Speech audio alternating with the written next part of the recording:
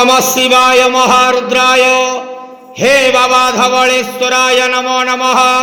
दीपं ज्योति परं ब्रह्म दीपं ज्योति जनार्दनः दीपहरतु मे पापो पूजा दीप नमस्तुते। धवलेश्वर महाप्रभु संसार सुखी रखंतु। आज ज्येष्ठ मासर शुक्ल पक्ष एकादशी शुभ शुक्रवार समस्त श्रद्धालु भक्त मान को आशीर्वाद करंतु।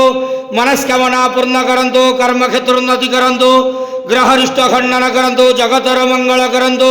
विश्वर कल्याण करंतु। आपणकर नाम प्रकाश करंतु।